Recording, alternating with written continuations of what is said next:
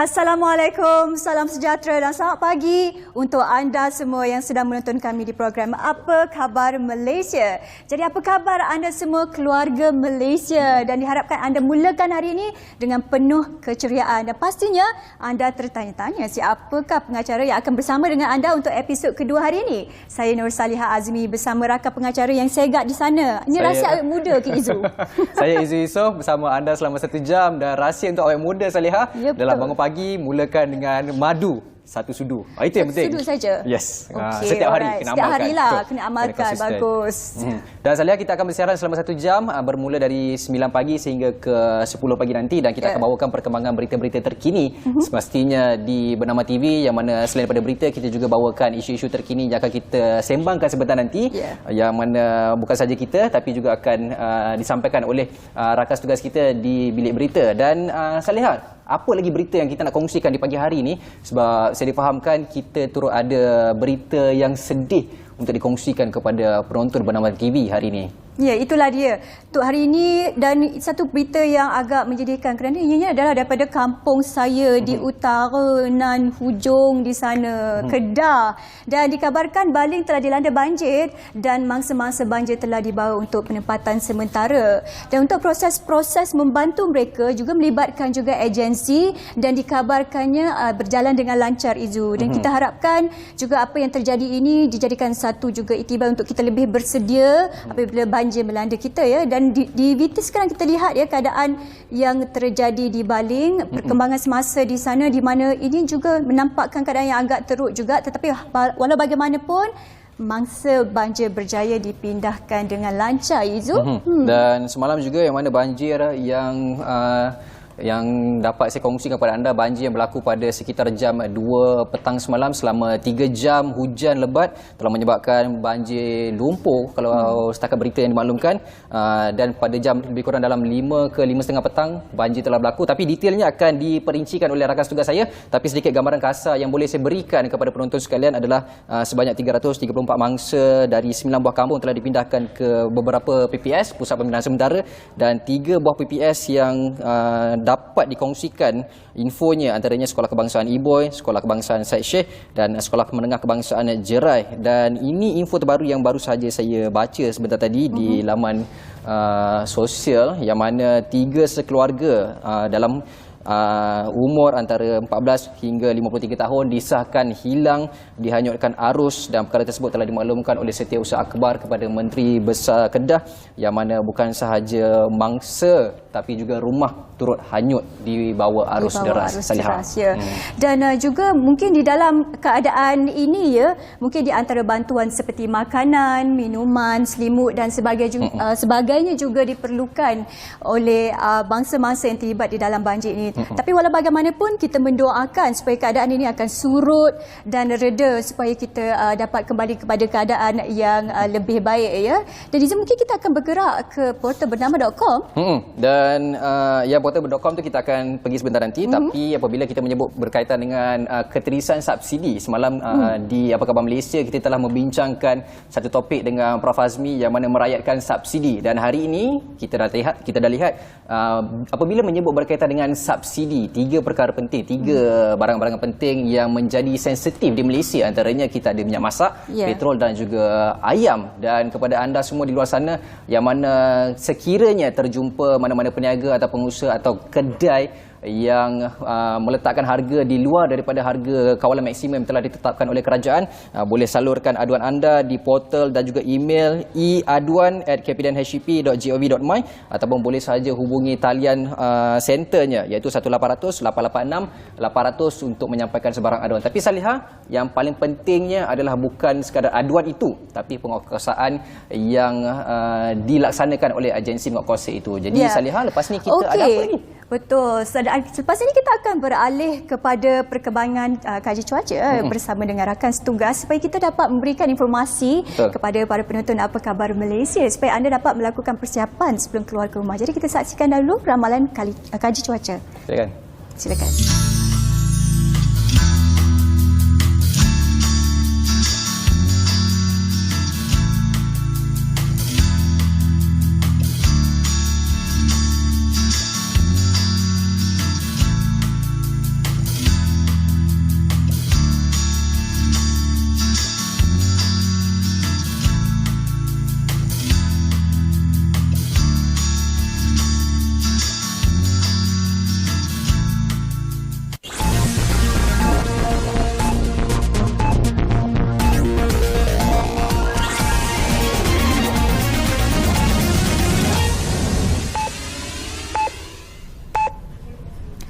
Assalamualaikum dan salam keluarga Malaysia. Dari Bilik Berita dimulakan dengan laporan ini. 3 sekeluarga termasuk seorang wanita hamil 4 bulan dipercayai hilang selepas rumah didiami mereka dihanyutkan arus deras dalam kejadian banjir yang melanda kampung Iboy, Kupang, Kedah petang semalam.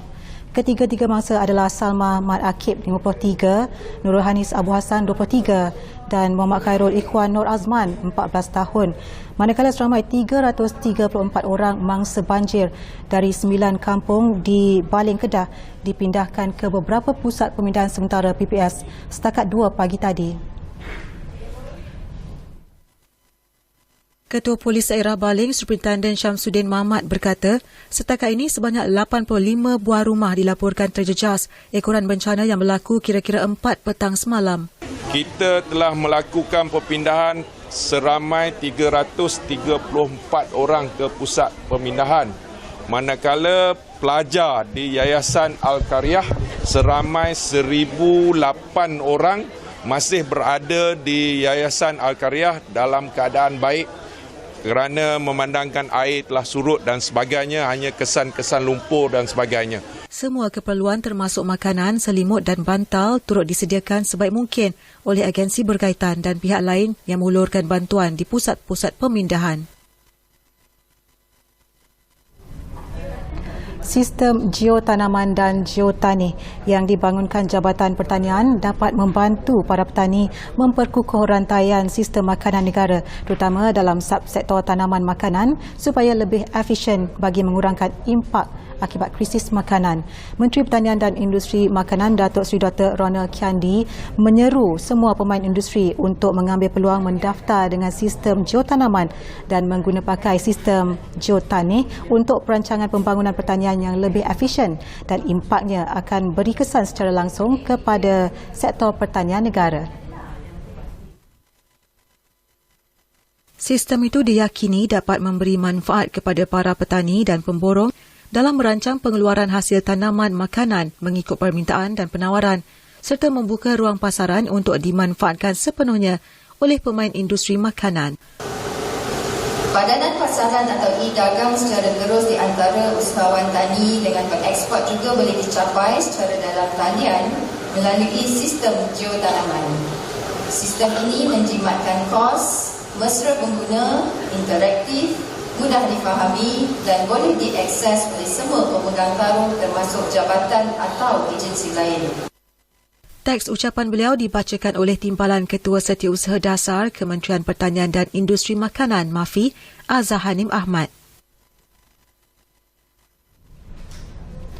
Pelaksanaan sistem tanpa tunai secara menyeluruh menerusi inisiatif Malaysia Digital dilihat mampu memperbaiki indeks persepsi rasuah pada masa akan datang. Profesor Madya Dr. Anwar Shah Bali Muhammad dari Sekolah Perniagaan dan Ekonomi Universiti Putra Malaysia UPM berkata, menerusi sistem tanpa tunai, setiap transaksi itu dapat direkodkan sementara kebanyakan pihak memberi atau menerima suapan secara tunai. Akan sampai satu masa nanti bahawa indeks rasuah negara pun akan merosot. Dengan Malaysia Digital ni, dengan pelaksanaan cashless ni akan merosot. Sebab apa? Sebab sebahagian orang mengambil rasuah melalui wang tunai. Bila dikreditkan dalam e-wallet atau tak ada tunai, bila sudah tidak ada tunai, maka wang fizikal tidak ada. Dan setiap transaksi itu direkodkan.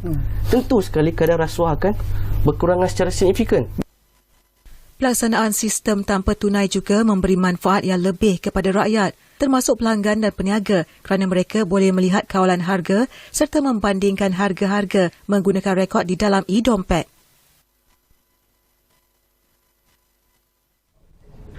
Baik, sekian laporan dari Bilik Berita. Assalamualaikum dan salam keluarga Malaysia.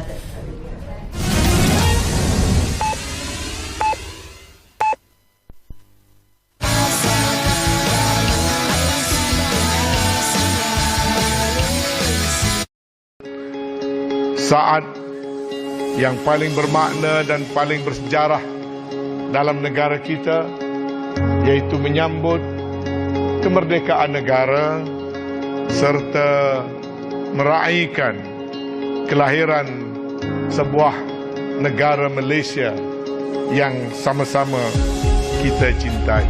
Negara yang telah merdeka berkemungkinan boleh menghadapi satu suasana dan keruntuhan yang parah kalau sekiranya permasalahan yang dihadapi oleh sesebuah negara itu tidak dapat kita uruskan dengan sebaik mungkin.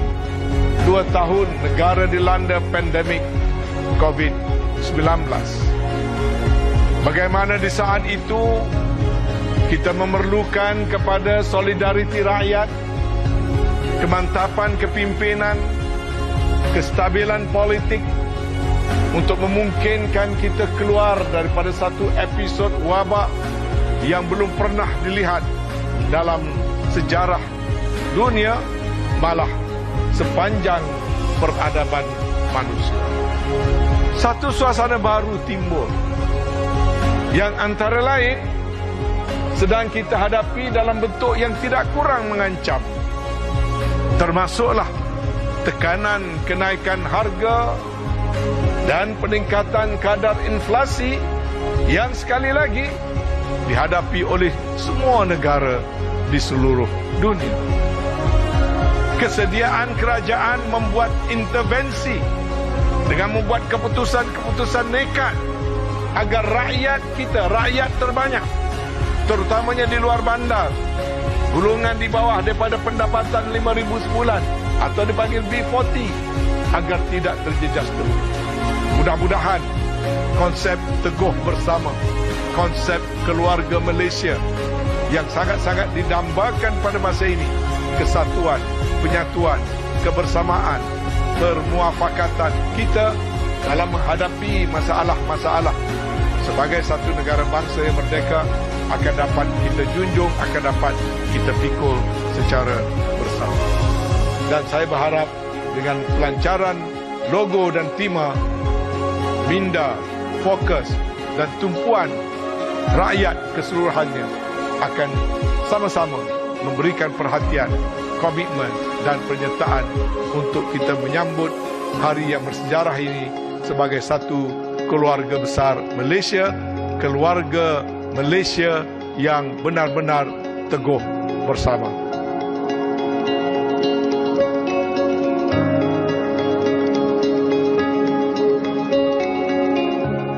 Penggunaan aplikasi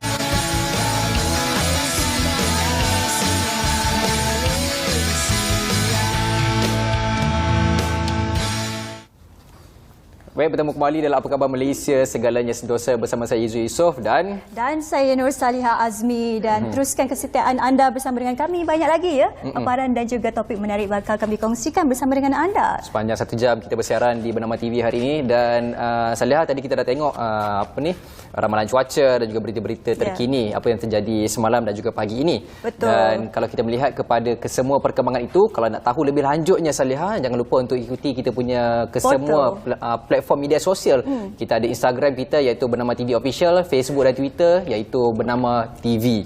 Ya, dan semua berita-berita ni kita sentiasa akan updatekan ataupun berikan perkembangan semasa buat semua penonton-penonton kita di Apa Khabar Malaysia dan juga rakyat Malaysia sendiri. Tapi Salihah, kita tengok kamera dulu. Jangan tengok guest dulu. Betul. Awal lagi. Baik. Salihah, apabila kita menyebut berkaitan dengan penjara, apa yang Salihah dapat gambarkan?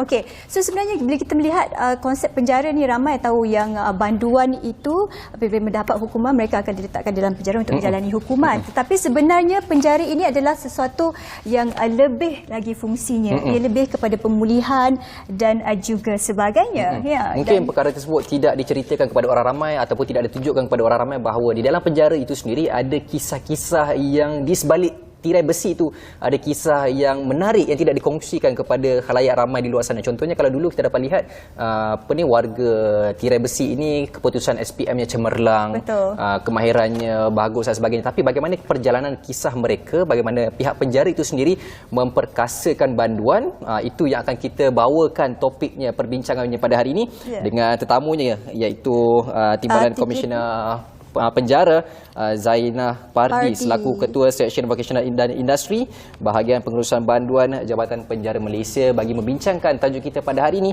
iaitu hukuman penjara fokus memperkasakan banduan. Apa khabar Puan? Betul. Dan kita ingin ucapkan selamat datang kepada TKP Zainah Pardi Puan. Terima kasih. Apa khabar Puan pagi ni? Alhamdulillah sihat. Dan hari ini nampaknya cuaca sedikit mendung dan mungkin hari ini kita sejuk sikit di studio hari ini. Harap Puan selesa ya datang bersama dengan kita. Okey Puan, untuk pertama kali ya untuk kita berbicara berkenaan tentang penjara ini fokus memperkasakan banduan. Kita tahu bahawa ramai yang mempunyai stigma dan juga pandangan berkenaan tentang penjara ini sendiri. Mungkin Puan boleh kongsikan tentang lebih lagi fungsi penjara ini selain meletakkan banduan dan juga menjalani hukuman. Ya. Okay. Bismillahirrahmanirrahim. Assalamualaikum dan salam sejahtera.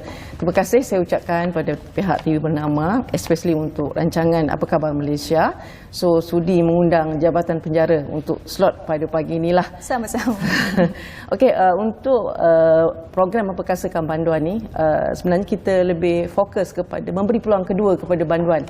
Sebagaimana yang kita sedia maklum, penjara ini adalah tempat yang telah diwawarkan oleh Encik Izu dan Puan Saleha tadi. Tempat ini adalah untuk menghukum banduan. Sebenarnya tidak. Sebenarnya di dalam penjara, di samping kita menjalankan perintah mahkamah untuk menjalani hukuman di dalam penjara, kita juga kita buat program pemulihan kepada banduan. Kita panggil program pemulihan untuk program pembangunan insan. So dalam program pembangunan insan kita latih dia orang untuk lebih mendisiplinkan diri, lebih kepada fokus aktiviti kemahiran yang boleh membimbing dan membantu apabila bebas daripada dalam penjara. So dia boleh keluar dengan sijil yang diberikan oleh kalau macam sijil kemahiran Malaysia dan di bawah ni CIDB. So sijil kemahiran dia orang itu pula kita ada pecahkan kepada 6 sektor. Jadi memang kita fokus untuk daripada fasa pertama pengukuran disiplin, fasa kedua pengukuran sasiah. Dalam pengukuran sasiah tu kita ada 4 pendekatan kita approach. Pendekatan agama, psikoterapi pendidikan. Kita ada juga pendekatan untuk pendidikan, untuk sekolah jangan terperanjat. Dalam penjara ni kita ada sekolah. Ada sekolah. Dia menjalani program persekolahan macam biasa. Kita ada guru yang kita sandarkan di Jabatan Penjara daripada Kementerian Pelajaran Malaysia. So kita punya sekolah tahun ni anak-anak kita yang ada kita ada 2 kategori untuk sekolah integriti dan sekolah Henry Geni. Sekolah integriti itu kita khususkan pada banduan yang menjalani hukuman dalam penjara. Sekolah integriti itu untuk sekolah Henry Geni itu adalah untuk juana. So dia orang menduduki peperiksaan SPM macam biasa, macam kita juga. Dan yang the latest yang kami terima peluang adalah daripada pihak JTM untuk dia orang melanjutkan pelajaran dalam bidang-bidang kemahiran. TVET. Itu yang kita sepatutnya memanglah kita biasa akan buat silap, tapi kita tak dijatuhkan hukuman. Cuma bila dijatuhkan hukuman, tempatnya adalah di dalam penjara. Itu adalah perintah mahkamah. Dan apabila menjadi program pemulihan yang mungkin komuniti luar tak alert pada tak berapa arif pasal hukuman dalam penjara ni. So program pemulihan tu kita pecahkan kepada 4. So yang terakhir sekali fasa yang keempat tu kita lebih fokus kepada macam mana nak integrate semula dalam masyarakat, integrasi semula dalam masyarakat. Integrasikan.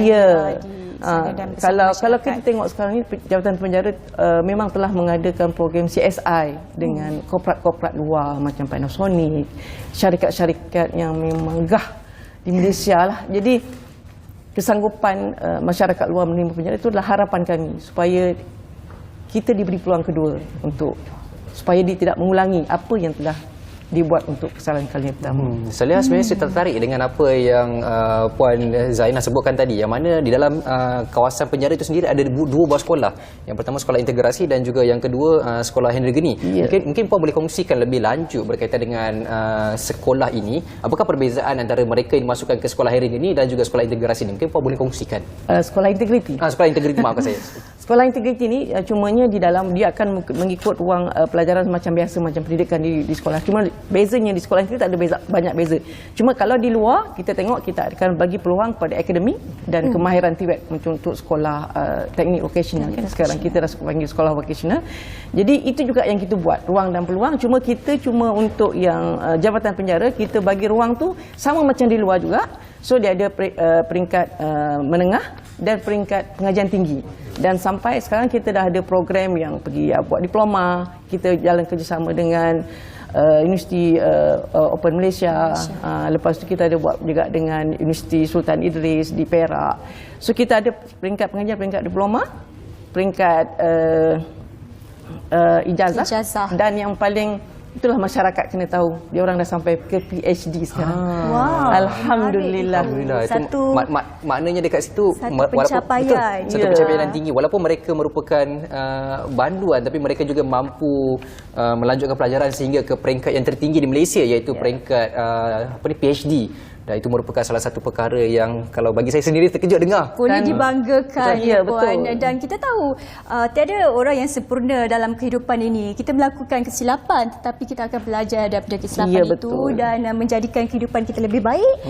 Dan seperti di hukuman ini dijalankan di penjara dan kemudian mereka keluar dan mulakan kehidupan yang baru yang lebih baik juga, Puan. Betul. Okey, tapi Salihah sebenarnya tertarik dengan apa yang kita pamerkan di depan ini. Mungkin Puan boleh ceritakan apakah produk yang kita tunjukkan di depan ini kepada semua penonton Apa Khabar Malaysia?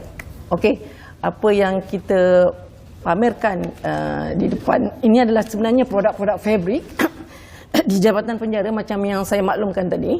So kita ada pelbagai bidang untuk dalam bidang persija kemarahan Malaysia untuk kita persijilkan diorang, dan apabila diorang keluar nanti diorang boleh memulakan kehidupan untuk sama ada nak meneruskan career development dalam bidang bidang yang diorang cuburi sekarang ini fabrik. Yeah. So fabrik pula kita ada 3 jenis. Kita ada batik, kita buat di 3 penjara. Kita ada songket, kita buat di 3 penjara juga, songket. Dan yang orang kata paling mendapat perhatian ramai sekarang adalah Tenun Pahang Diraja. Tenun Pahang Diraja. Kita buat di penjara penuh dan sebagai pelopor lah Tenun Pahang Diraja, dan untuk penjara Bentung. Dan Tenun Pahang Diraja ni telah mendapat pengiktirafan daripada kita punya Raja Pemerintah Agong lah, Dwi Yang Maha Diraja. Ya, saya juga tertarik dengan satu pameran tenunan di Raja Pahang di London. Komen Puan tentang itu, di mana kita melibatkan sendiri Raja Permaisuri Agong kita yang membawa hasil tenunan ini jauh ke London tu. Komen Puan. Okey, terima kasih. So untuk tenunan Pahang di Raja ni kita telah adakan di Bangunan Persatuan Tinggi Malaysia di London sendiri, dan kita telah mempamerkan lebih daripada 300 koleksi. Lebih daripada 300 koleksi. Wow. Dan mengumpulkan lebih daripada 250 pembuat pereka fashion di London lah. Jadi apa yang kami pamerkan di sana adalah koleksi Tuanku Raja Pemerintah Agong yang melebihi daripada lebih kurang dalam 30 koleksi. Dan koleksi kami daripada Jabatan Penjara, dan kami punya tema yang Raja Pemerintah Agong telah tetapkan, yang dia pun dah bersetuju untuk dilantik sebagai penaung diraja bagi produk seni dan kraf Jabatan Penjara Malaysia. So kita panggil Waving Hope, menenun harapan. Menenun harapan. Dia harapkan dia punya harapan supaya masyarakat memberi peluang kedua kepada banduan apabila dia keluar, dengan memberi ruang dan peluang untuk dia meneruskan kehidupan sebagaimana insan biasa dengan yang ada itulah. Tapi Waving Hope dia lebih kepada pendidikan disiplin dan terapi seni untuk kita, bukan jaga untuk banduan tetapi untuk kita masyarakat. Dan secara tak langsung pameran yang dibuat oleh tuanku di London ini telah mengangkat seni martabat warisan negara Malaysia di London lah. Pertama kali, julung-julung kali yang dibuat di peringkat antarabangsa. Betul. Untuk Dan Tenun Pahang Diraja. Baik Puan, dan kita nak bercerita lebih lanjut lagi berkaitan dengan produk-produk kain batik, kain tenunan songket dan sebagainya ni, untuk kita ceritakan lebih lanjut daripada pihak penjara sendiri. Dan saya nak tanyakan soalan yang lebih lanjut lagi berkaitan dengan Raja Permaisuri Agong, tapi soalan itu akan kita tanyakan sebentar saja lagi. Kita berehat seketika, boleh Puan? Kita berehat sekejap. Kita kembali semula ke kita nak rehat kejap, kita nak rehat kejap. Kita akan berehat sebentar. Lepas tu kita akan sambung kembali soalan tu selepas kita berehat. Jadi kita berehat seketika, jangan ke mana-mana.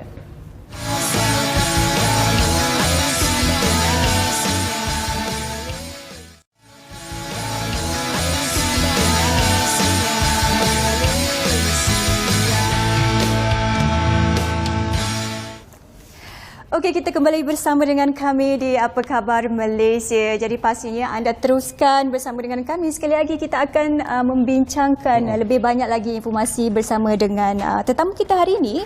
Dan mungkin kita ingin bertanya beberapa soalan berkenaan tentang anugerah kreatif yang akan diadakan oleh pihak penjara sendiri. Tapi sebelum itu Salia, kita nak bertanya lebih lanjut berkaitan dengan produk yang diletakkan di hadapan kita, yang mana tadi kita punya tetamu ada menyebut berkaitan dengan penglibatan Raja Pemaisuri Agong, yang mana beliau sendiri merupakan pengerusi bagi Yayasan Tenun Pahang, betul kan? Betul. Jadi kita nak lihat daripada penglibatan institusi diraja ini, kesannya kepada Jabatan Penjara sendiri dalam menaik taraf ataupun dalam memartabatkan seni kraft songket ini. Mungkin Puan boleh kongsikan kesannya kepada banduan dan juga masyarakat dengan pelibatan institusi diraja ini. Okey, terima kasih.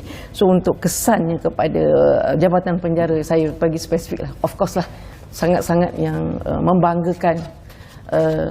Duli Yang Maha Mulia Raja Pengerusi Agong sanggup turun padang bersama-sama dengan kami. In fact, dia sanggup turun ke penjara kadang-kadang seharian bersama banduan, seharian bersama bandan untuk dia punya harapan supaya dia dapat meningkatkan kompetensi dengan kemahiran yang dimiliki oleh kita punya bawah Raja Pengerusi Agong lah. Jadi yang kami sangat-sangat bangga tu sebab kita dah pergi sampai ke peringkat international. Dan lately dia diminta kami masuk menjadi satu pertandingan International Craft Award kelima yang diadakan di New Delhi, dan alhamdulillah Jabatan Penjara telah diberi anugerah lah untuk yang achievement dalam untuk social lifetime achievement. So kita akan dapat anugerah dan kita akan ambil anugerah tu pada 22 hari bulan 10 nanti di New Delhi, India, untuk tenunan songket dan tenunan Pahang Diraja yang kita buat di penjara penuh, dan pentung untuk songket kita buat di penjara Marang sendiri, penjara Sarawak, songket Sarawak. Itu pun itulah songket istimewanya Duli Yang Maha Mulia pada mata kami semua Jabatan Penjara. Dia sanggup mencemal duli dan sanggup mencurahkan ilmu-ilmu yang dia ada untuk sama-sama memertabatkan seni kraft dalam Jabatan Penjara. Jadi dekat situ kita nampak saya pentingnya ada satu figura dalam memartabatkan satu-satu seni itu, bukan sahaja memberi motivasi tapi juga menjadi satu ikon kepada banduan-banduan ini untuk lebih bersemangat memartabatkan lagi seni songket ini. Ya. Dan juga ini adalah satu aspirasi yang kita rasa cukup memberi kesan kepada para panduan juga, kerana memberi mereka kesempatan dan juga peluang untuk menunjukkan apa yang mereka boleh lakukan. Bakat terpendam sudah terpendam, dan yang di hadapan kita ini kita dapat saksikan juga hasil tenunan Puan yang cukup menarik, dan yang pastinya sehingga ke London untuk pameran Craft London itu sendiri. Puan tunjukkan di situ. Okey, sebenarnya untuk anugerah kreatif ni yang kita jadualkan pada 11 September nanti. Dan ini tuanku sendiri telah bersetuju untuk menyampaikan anugerah tu. So anugerah kreatif ni kita pecahkan pada dua kategori. Satu macam saya dah maklumkan tadi, kategori fabric. Kategori fabric ni kita ada 4 pula jenis pula dalam tu. So kita ada untuk kategori tenun Pahang Diraja yang macam saya pegang ni, ini adalah teknik mempaga. Yang nama teknik dia cukup unik dan menarik. Ini nama ni tuanku yang beri sendiri ni. Dia yang specialnya teknik mempaga ni dia lain sikit. Kalau kita tengok, kalau dia punya karab tu dia ada daripada 2 sampai 24 karab. Yang ni ada 9 karab. Mungkin itu pun boleh kongsikan. Karab tu apa bendanya? Adalah teknik kita nak mengangkat kain tu sama ada tinggi kadang-kadang rendah. Ni kita kena pergi tengok sendiri kat penjara. Benda ni kita ada di penjara Bentong Pahang saja. Bentong Pahang. Tempat lain tak ada. So kalau kita nak tengok, kita tengok demo. Betul. Dan dia macam nampak lebih dekat bila kita tengok live. Mungkin kita boleh buat nanti. So nanti kita akan bawa, jangan risau. Kami Jabatan Penjara menjemputlah pihak TV bernama kalau nak buat orang kata macam mana kita menghasilkan sendiri teknik mempaga ni. Boleh datang tengok, sebab kita nak tengok secara sekarang sebab kita tak ada kita punya kek tenunan tu. So kita kena buat dengan teknik, kita angkat, kita tarik, kita naik dan kita turunkan untuk kita tegangkan kita punya benang. Istimewanya teknik ni dia boleh buat motif. Sebab tenunan Pahang Diraja ni ada motif. So kalau kita tengok yang ni, yang kita tengok yang ni, ini adalah yang ni yang tenun Pahang. Sini ke. Yang ni. Yang ni tenun Pahang ni dia ada motif. Yang kita panggil motif. Yang ni ada motif. Kalau kita tengok ada colek ni, ni adalah yang kecil-kecil tu. Benang Pahang. Macam benang emas dekat situ. situ. Betul. Yang tarik sikit tu. Itu adalah untuk yang tenun Pahang diraja, yang Pahang punya tenun, dan kita tengok ni teknik ikat pakan.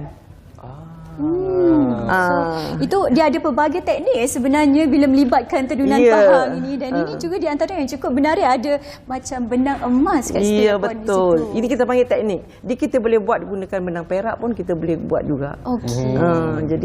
Jadi bergantung kepada penenun-penenun daripada yang terdiri daripada kalangan kita punya banduan dalam penjara. Mana bergantung kepada kreativiti dan juga idea mereka lah.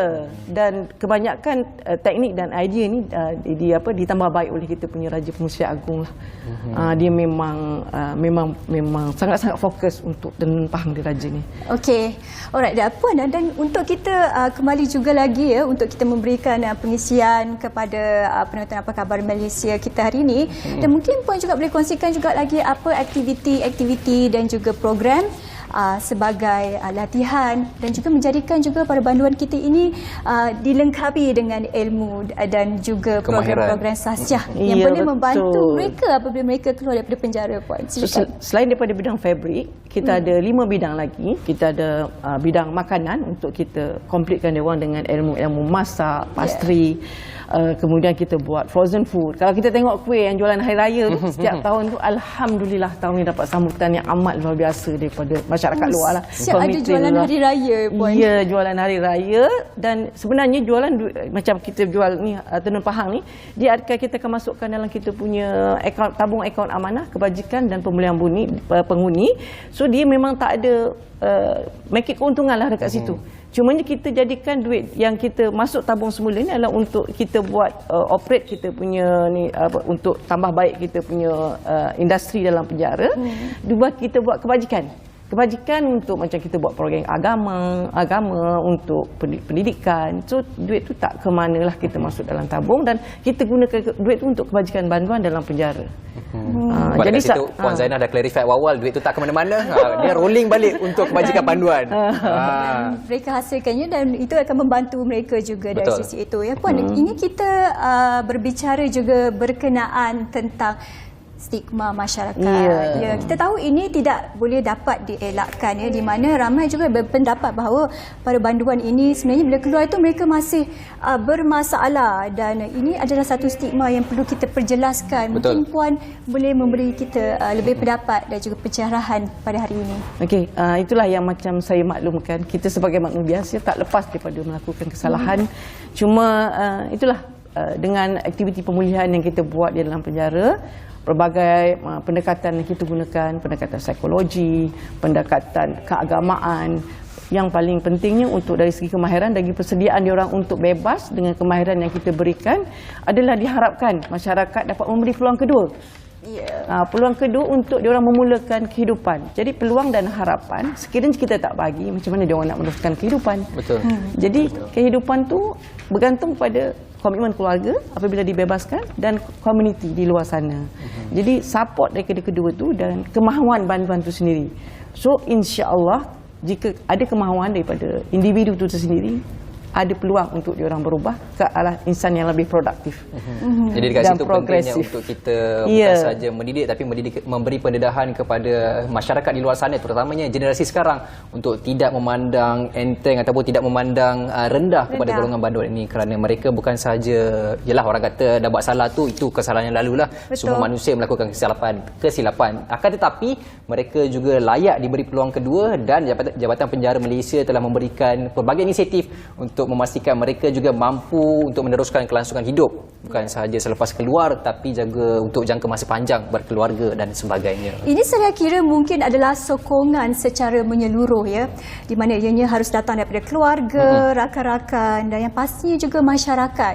Dan apa yang kita bincangkan sebentar tadi, di mana tiada orang yang tidak pernah melakukan kesilapan. Jadi apabila kita telah melakukan kesilapan, dan kita diharap dapat memberikan peluang kedua kepada para panduan ini dan saya kira cukup banyak dan komprehensif latihan dan program-program yang telah disediakan oleh pihak penjara. Jadi memberikan peluang kedua kepada para panduan untuk memulakan kehidupan yang baru, ya Puan. Betul, insya-Allah kita sama-sama membantu sebab kita adalah manusia biasa dan tidak pernah orang kata tidak melakukan kesilapan. Betul.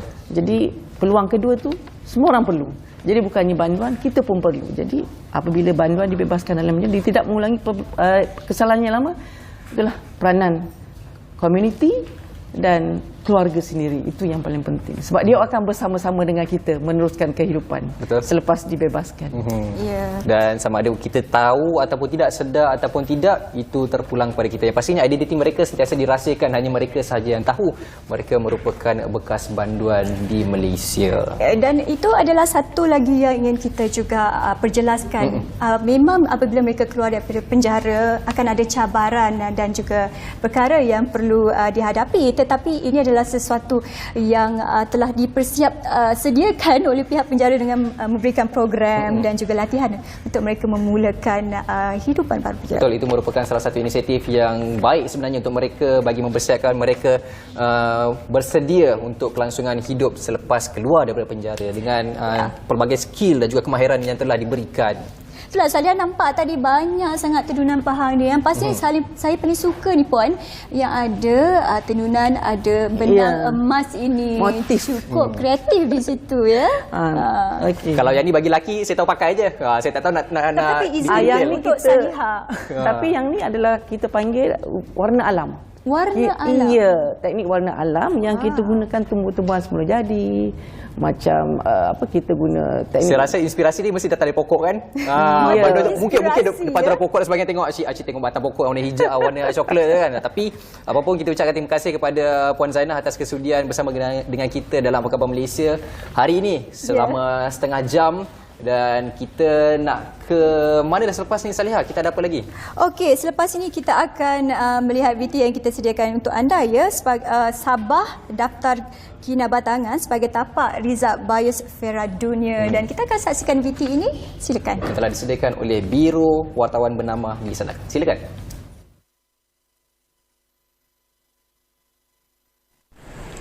Menteri Pelancongan, Kebudayaan dan Alam Sekitar Sabah, Datuk Jafri Arifin berkata, sekiranya berjaya, kinabatangan akan menjadi tapak rizab kedua di Sabah selepas Banjaran Crocker dan keempat di Malaysia. Dengan pengiktirafan itu, masyarakat antarabangsa akan tertumpu ke kinabatangan khususnya Sukau untuk menikmati alam sekitar lestari yang cukup dijaga dengan pembabitan komuniti yang tinggal dalam sekitar kawasan itu. Ahli Dewan Undangan Negeri Sukau itu berkata, perjalanan ke arah mendapatkan pengiktirafan berkenaan dijangka mengambil masa 2 tahun menerusi pelaksanaan proses konsultasi oleh Pusat Biodiversiti Sabah dengan pihak pemegang taruh termasuk masyarakat setempat bermula bulan ini.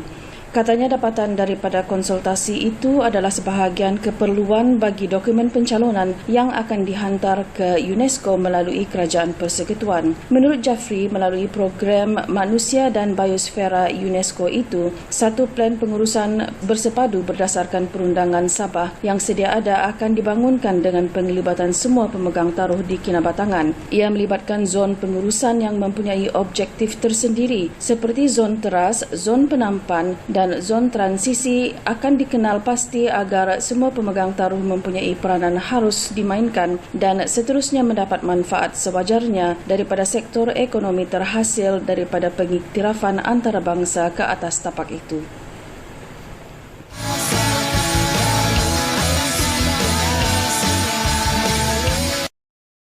Saya tercari-cari tempat letak kereta. Puas cari tak jumpa-jumpa. Saya tengok jam. Alamak, dah lambat. Barang bini tak beli lagi. Lepas tu, cantik. Ada kosong. Saya keluar, saya kunci pintu. Terus masuk pasar raya. Saya pergi rak cari sarden, santan, buah. Yang lain tak sempat, lalu saya keluar. Buka pintu kereta, pasang tali pinggang keledar, betulkan cermin belakang, baru nak start enjin. Sekali nampak abang. Saya buka pintu, alamak. Macam itulah cerita saya. Saya minta maaf ya. Sekarang awak dengar cerita saya pula. Tadi saya pun dari dalam. Lepas tu saya dapat mesej mak saya tenat. Saya pun nak cepat. Saya tak boleh masuk kereta. Macam mana saya nak masuk? Kereta awak halang pintu saya. Saya minta maaf sekali lagi ya. Kenapa? Perkara beginilah yang menyebabkan kami OKU tidak berupaya.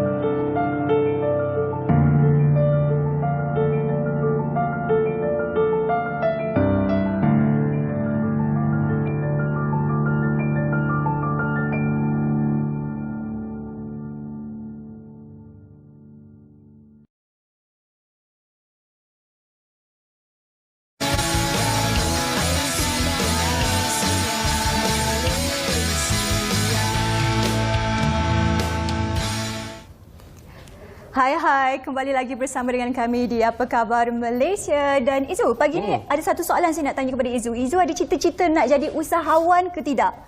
Satu ketika dahulu ada. Aim saya adalah untuk menjadi usahawan madu. Seperti... Madu lagi? Yes, madu. Madu daripada pagi sampai sekarang madu ni, jangan madu lain sudahlah ya. Okey, itu adalah satu juga cita-cita yang agak bagus ya untuk membina kerjaya dalam bidang keusahawanan. Dan untuk hari ini kita akan membincangkan topik franchise 3I memperkasakan pertumbuhan. Dan mungkin boleh kita kenalkan tetamu kita hari ini? Tapi sebelum itu Salihah, franchise 3I merupakan salah satu program di Bernama TV yang akan bersiaran buat julung kalinya pada esok, iaitu 6 Julai pada 8.30 malam Rabu. Setiap hari Rabu akan bersiaran bermula esok dan juga minggu-minggu seterusnya. Sekali lagi, setiap hari Rabu 8.30 malam di Bernama TV franchise 3I, mana kita akan membincangkan berkaitan dengan usahawan-usahawan yang terpilih membincangkan ataupun menceritakan kejayaan mereka dalam bidang franchise ini. Ya, dan itu adalah satu program juga yang di mana kita akan berkongsi bagaimana jerit-perit usaha dan juga perancangan yang mungkin akan kita kongsikan di dalam program tersebut. Jadi mungkin sekarang tiba masa untuk kita perkenalkan tetamu yang kita bawakan istimewa di studio bagi membincangkan topik franchise 3I memperkasakan pertumbuhan, menghubungkan peluang. Dan selamat datang kita nak ucapkan kepada Encik Muhammad Iqbal Abdul Ghaffar, Ketua Bahagian Strategi Korporat Perbadanan Nasional Berhad Pernas. Terima kasih Tuan, terima kasih kerana datang bersama dengan kami. Terima kasih. Mungkin kita nak kongsikan soalan yang pertama bersama dengan penonton kita. Mungkin dalam franchise 3I, Encik Iqbal boleh kongsikan Pernas itu sendiri, apakah peranannya yang mungkin orang tak biasa dengar selaku usahawan? Kemanakah hala tujuannya dan bagaimana Pernas boleh membantu usahawan di luar sana? Jadi Pernas ni ditubuhkan pada tahun 1969. Jadi tahun ni kita akan menyambut ulang tahun ke-53 penubuhannya. Dan ketika ditubuhkannya, dia lebih berkhusus kepada membangunkan terlibat dalam pembangunan sektor-sektor strategik negara. Pada tahun 2004, Pernas diberi mandat untuk meneraju pembangunan franchise negara. Dan sejak itu Pernas sentiasa yang pertamanya cuba usahakan membangunkan jenama-jenama tempatan di peringkat domestik dan juga ke peringkat antarabangsa. Dan kita lihat banyak brand di luar situlah yang telah bergabung di situ. Dari melalui pengurusan franchisor tersebut, kita juga menggalakkan macam tadi Cik Izu tadi kan kata meminat menceburi bidang franchise, kita menggalakkan menjadi franchisee. Perniagaan madu dia. Perniagaan madu tu jadi franchisee lah ya. Sebab bukan semua orang yang mampu dan tahu macam nak buka bisnes dari from zero. Jadi kita melalui program tersebut kita bersama dengan franchisor. Dan yang ketiganya memberi latihan bimbingan dan juga pelaburan dan pembiayaan lah, ya, kepada usahawan tersebut dan franchisee tersebut. Jadi semua kos-kos latihan dan sebagainya itu adakah ditanggung sendiri oleh pihak Pernas atau ada sedikit sumbangan daripada yang perlu dikeluarkan ataupun modal yang perlu dikeluarkan oleh usahawan itu sendiri? Jadi kita ada pelbagai skim dan produk yang disediakan. Kita ada pembiayaan dari 60% sehinggalah ke 90%. Bergantung pada skim tersebut. Kalau contohnya dari franchisor tersebut, mereka diberi pembiayaan ataupun juga diberi pelaburan terpulang pada peringkat pembangunan perniagaan tersebut. Kalau franchisee hanyalah melalui pembiayaan ya, sehingga RM500,000. Ya. Okey. Dan mungkin Cik Iqbal boleh kongsikan juga apakah skim-skim yang ditawarkan oleh pihak Pernas dan apakah kriteria-kriteria yang membolehkan seseorang itu ditaja antara 60 sehingga ke 90% tersebut. Mungkin Cik Iqbal boleh kongsikan. Jadi di sini kami sebenarnya cara untuk melihatnya ada dua skim ya. Satu adalah skim franchisor. Jadi dari skim atau pembangunan program franchisor tersebut dia ada dua peringkat, pembiayaan dan juga pada pelaburan. Di sini kalau pelaburan tu dia boleh exceed RM2 million. Again depending on the brand dan depending on the size of the business yang dia ingin ceburi. Tapi kalau dia nak bangunkan dari peringkat kecil, maksud daripada mikro, kecil, sederhana sehingga besar, kami ada programnya di mana kami bawa ke mereka melalui program sama ada BIT ataupun ke accelerator. Dan di sini kami beri bimbingan, latihan, pembiayaan kalau perlu, dan juga kita beri mereka pendedahan kepada media, kepada orang ramai tentang brand mereka. Dan di sinilah kita membantu franchisor tersebut menjadi lebih besar daripada apa yang mereka lalui. Jadi untuk franchisee ini, melalui franchisor tersebut kita mencari juga orang ramai. Dia nak buka perniagaan, dia berminat nak menceburi bidang perniagaan, tapi macam saya pun tak tahu macam mana. Saya team up lah dengan franchisor tersebut. Jadi kita beri pembiayaan. Kalau pembiayaan tersebut mereka kena lalui between 60 to 90% depending on the size of the business dan juga jumlahnya. Tapi RM500,000 tu adalah maksimum untuk program Be Your Own Boss. Jadi mungkin boleh ke lebih dan sebagainya. Encik Iqbal, untuk apa yang kita tayangkan sekarang, yang mungkin Encik Iqbal boleh berkongsi dengan kita apakah bentuk perniagaan dan juga sokongan kewangan serta plan untuk modul perniagaan seperti ini. Okey. Jadi apa yang kita lihat sini adalah salah satu brand yang Pernas banggalah membangunkan mereka dari sejak kecil tu sehinggalah ke peringkat yang besar di arena dan sebagainya, MD Putu Bambu. Tapi data-datanya bila kita orang ramai dia fikir pasal franchise, yang sektor yang utama datang tu adalah F&B, makanan sendiri kan? ya. Tapi di sini melalui program 3I ni kita nak mengembangkan minda dengan bagi pembedahan orang ramai bahawa franchise ni bukannya terhad kepada F&B, tapi merangkumi perkhidmatan, merangkumi pendidikan, kesihatan. Ya, jadi banyak lagi peringkat dari sini di dalam program franchise 3I ni kita mengetengahkan semua pelbagai sektor dan peranan Pernas ni terlibat dalam semua sektor. Jadi apa yang usahawan tersebut minat atau franchise minat boleh datang kepada kami akan bantu untuk mengembangkan. Itu mandat kami sebagai penaju franchise negara. Saya lihat kalau tengok video tadi, Bambu World merupakan satu kuih tradisional. Favorite saya juga. Saya tahu Izu memang suka makanan yang manis-manis ni. Daripada tadi madu sekarang putu bambu pula. Sebab tu muka pun manis je. Tapi berbalik pada bambu tadi, siapa sangka kuih tradisional yang kalau dulu kita lihat dijual di tepi jalan saja, kini merupakan satu nama yang cukup terkenal di seluruh R&R. Kalau kita pergi je mesti ada Putu Bambu World ni. Jadi mungkin Cik Iqbal boleh kongsikan bagaimana produk yang dahulunya dijual di tepi jalan ini boleh berkembang sehingga terkenal satu Malaysia. Apakah inisiatif ataupun strategi yang digunakan mungkin boleh dikongsikan kepada usahawan di luar sana? Yang pertama sekali dalam ramuan yang saya panggil ramuan kejayaan sesebuah perniagaan untuk menjadi besar tu, yang paling penting selain daripada pemantauan daripada agensi kerajaan adalah usahawan tersebut sendiri. Dia akan ada visi yang tersendiri dan tahu ke mana nak pergi. Bila itu jelas ya, usaha dengan minat dengan visi usahawan tersebut, barulah ramai-ramai lain itu datangnya, dan kita datang, kita hanya bagi bantuan dari segi kewangan, pembiayaan dan pembangunan untuk mempercepatkan skil tersebut. Ya. Jadi di sini kami tak katakan bahawa benda itu mudah. Ya. Pastinya getir, penuh cabaran dengan liku-likunya. Tapi Pernas sebagai your partner lah, ya, rakan kongsi, rakan kongsi yang setia bersama usahawan tersebut, akan memastikan kita sama-sama melalui cabaran liku tersebut dan beri khidmat nasihat dan beri jalan keluar sekiranya memang visi tersebut, visi perusahaan tersebut ingin maju dan mara ke depan. Jadi semua peringkat sampai ke antarabangsa, insya-Allah. Ya, Encik Iqbal, saya ingin juga mengatakan itu adalah satu cukup menarik apabila kita perlu tahu direction dan juga hala tuju perniagaan kita.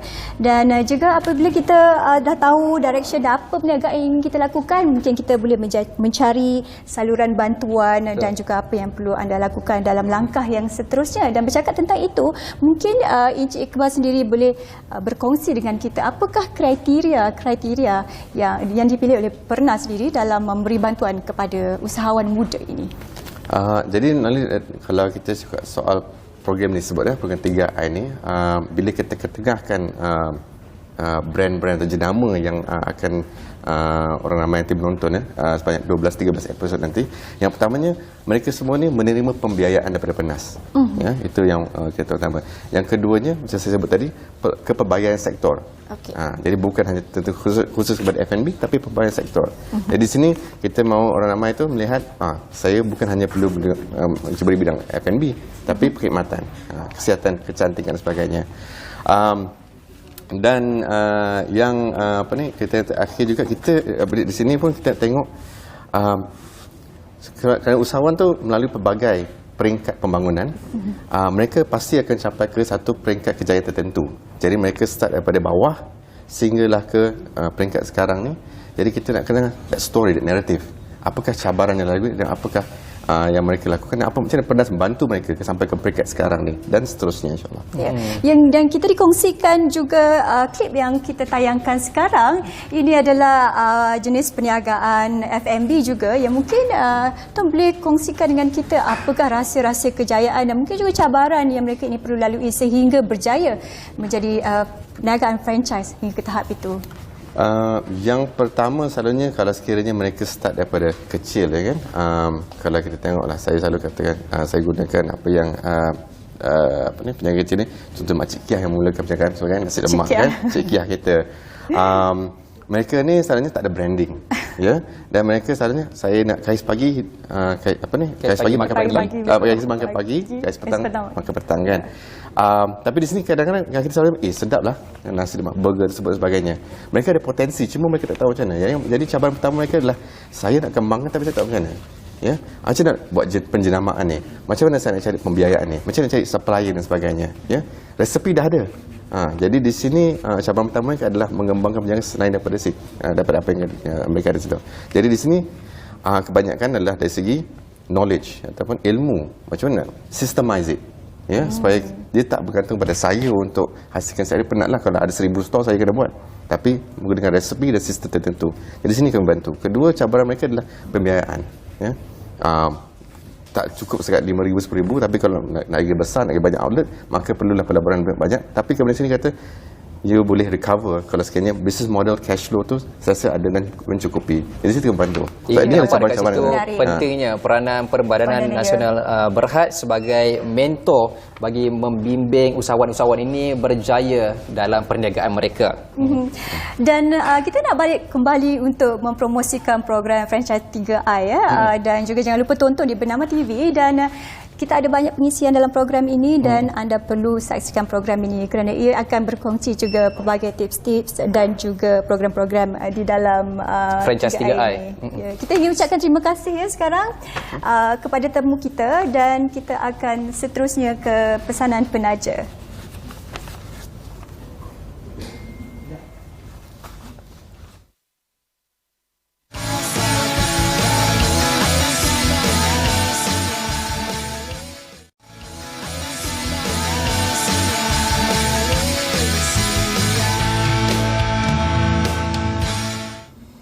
Baik, bertemu kembali dalam Apa Khabar Malaysia, segalanya sentosa bersama saya Izzu Yusof dan saya Nur Saliha Azmi. Kembali bersama dengan kami di Apa Khabar Malaysia, dan pastinya kita akan berkongsi satu lagi topik yang cukup menarik. Ini tadi dah kejadian banjir di kampung saya. Sekarang ni ada satu lagi peristiwa ataupun acara yang bakal berlangsung di kampung saya juga, Izzu. Dan acara ini merupakan acara favourite ataupun kegemaran bagi golongan wanita terutamanya. Apa tu, Saliha? Dan ini adalah, kalau di Kuala Lumpur kita panggil Kuala Lumpur Fashion Week, tetapi di Kedah adalah Kedah Fashion Week. Betul. Memang saya dah cukup teruja memang nak buat pelibatan dalam acara ni, Izzu. Dan sebelum kita pergi kepada kita punya tetamu hari ini, saya nak ambil satu quote. Ada quote quote okay. yang mana apabila kita menyebut berkaitan dengan fashion, satu quote yang menarik untuk saya kongsikan. Fashion umpama bahasa yang dipertuturkan oleh mereka fashion. Wah, itu dia. Mereka tidak bertutur dengan kata-kata, tapi mereka bertutur dengan mengekspresikan hasil seni untuk ditunjukkan kepada khalayak ramai. Betul. Itu kalau Izzu ada dia punya quotes ataupun inspirasi kata-kata, saya pun ada juga. Ada juga. Yang Apa kita tu? pernah sebut ni, wanita dan fashion tidak akan pernah dapat dipisahkan. Tapi zaman moden ni lelaki juga berfashion. Betul. Baik, Saliha, kita ada siapa tetamu kita hari ini? Okey, dan hari ini kita cukup gembira dan bertuah kerana kita akan bersama penganjur Kedah Fashion Week, jurucakap untuk acara ini, dan kita ingin ucapkan selamat datang kepada tetamu kita, iaitu Christy Chan. Terima kasih. Apa khabar, Christy? Khabar baik. Terima kasih kerana menjemput kami ke sini hari ini. Dengan suara siapa? Allah, ayunya. Okay. Alright, itu dan juga pagi ni memang kita rasa cukup teruja dan berterima kasih juga kepada Christy untuk bercakap berkenaan tentang Kedah Fashion Week. Yes. So memang tak sabar kami nak kongsikan mengenai info lanjut mengenai Kedah Fashion Week. Sebenarnya Kedah Fashion Week kali ini dia sebenarnya dilahirkan, diinspirasikan dan dijayakan oleh Aman Central. So Aman Central ialah sebenarnya shopping mall atau gerai membeli-belah yang cukup popular di Kedah Alor-Star. So kali ini merupakan kali yang kelima, kali yang kelima sejak 2015 yang Kedah Fashion Week diadakan, dianjurkan. Tapi kali ini selepas break dari MCO so semua tak sabar-sabar nak tengok fashion show. So kali ini merupakan kali yang pertama kita adakan press conference di Klang Valley di Kuala Lumpur untuk berkongsi bersama rakan-rakan media apa adanya Kedah Fashion Week. Itu cukup menarik kerana Kedah Fashion Week ini sebenarnya telah diadakan selama 5 kali berturut-turut, dan ia adalah satu pencapaian yang boleh kita banggakan untuk anak Kedah saya sebut diri saya sendirilah kerana kita di sana memang suka berfashion, dan ini adalah satu acara yang boleh meramaikan lagi semua berkumpul bersama-sama untuk melihat apakah agenda fashion yang terkini. Dan mungkin untuk kali ini ada designer-designer ataupun pelibatan lebih ramai lagi untuk Kedah Fashion Week. Tetapi kalau 2019 kita tengok ada 18 pereka tersohor dan 26 peragaan fashion telah dipamerkan. Jadi untuk tahun 2022 berapa ramai pereka fashion dan berapa banyak peragaan yang akan dipamerkan? Okey.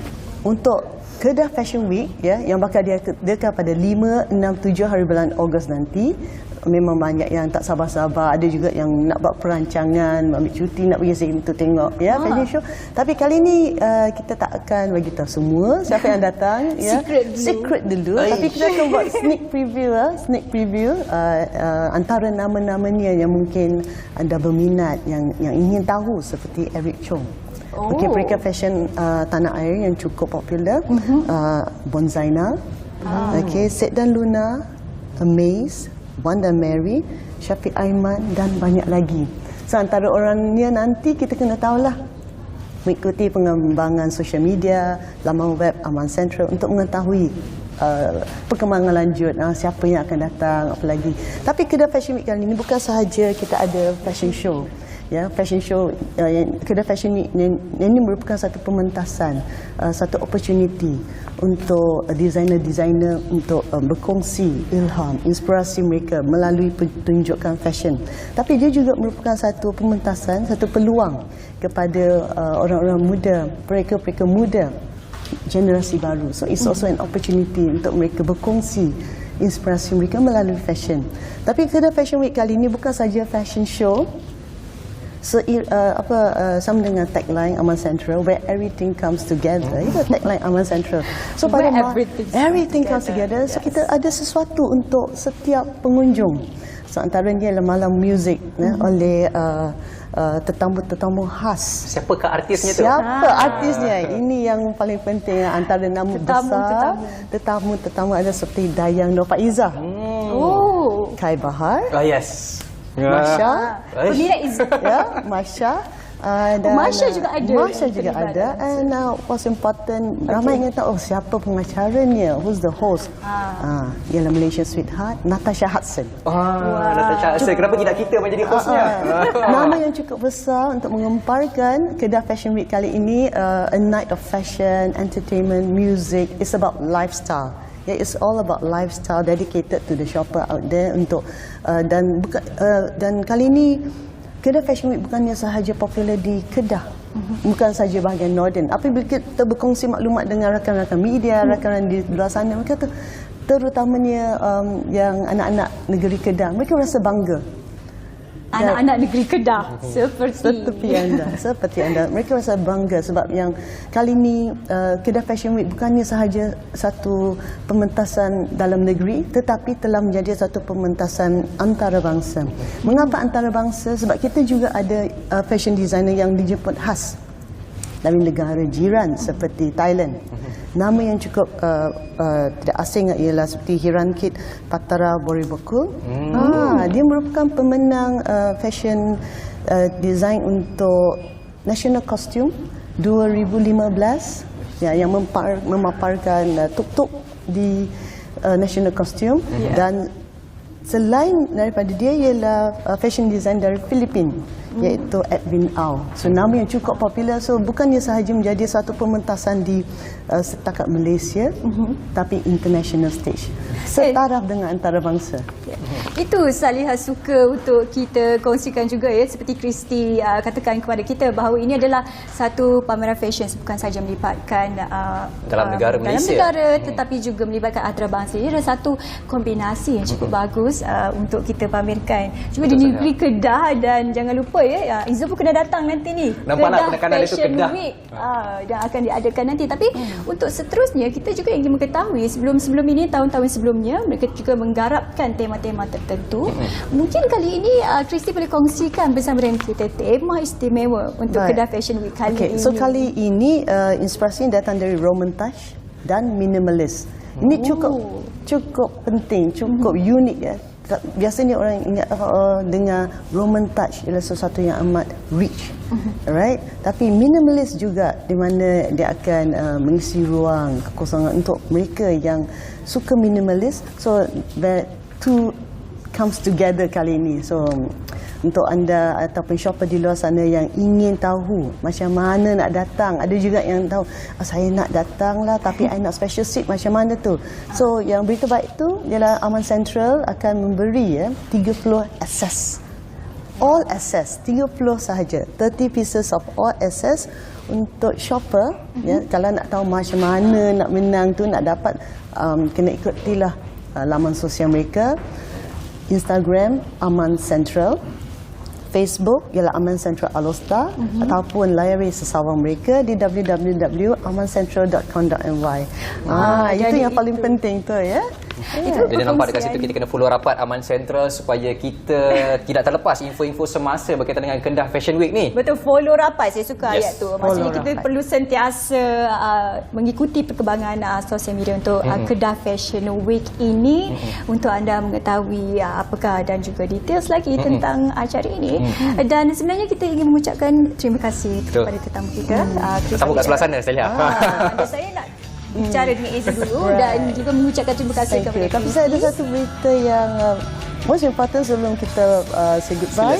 Ialah kita juga akan bersuah muka ya dengan Her Royal Highness. Ialah satu pencapaian kami. Her Royal Highness Duli Yang Teramat Mulia Cik Puan Muda Zahida Raja Puan Muda Kedah juga turut akan bersama kita pada hari itu. Itulah dia. So 5, 6, 7 hari bulan Ogos di Aman Central Okey, Kedah. terima kasih Kristi.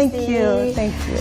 Okey, dan kita sudah sampai ke penghujung rancangan Apa Khabar Malaysia, dan kita ingin ucapkan terima kasih kepada anda semua kerana setia bersama dengan kami selama 1 jam. Betul. Dan esok kita akan kembali bersiaran kembali. Mungkin bukan saya dengan Idris tapi orang lain. Betul. Bersama dengan rakan tugas yang lain, dan pastinya jangan lupa temu janji anda. Esok Pejas 3i akan bersiaran buat julung kalinya setiap hari Rabu bermula 6 Julai pada jam 8.30 malam di Bernama TV untuk kita ketahui apakah cerita kisah-kisah di sebalik kejayaan usahawan-usahawan yang diterajui oleh Pernas ini. Dan saya rasa itu saja yang boleh kita kongsikan selama 1 jam ini. Ya, Assalamualaikum, salam sejahtera dan sehingga berjumpa lagi. Bye-bye.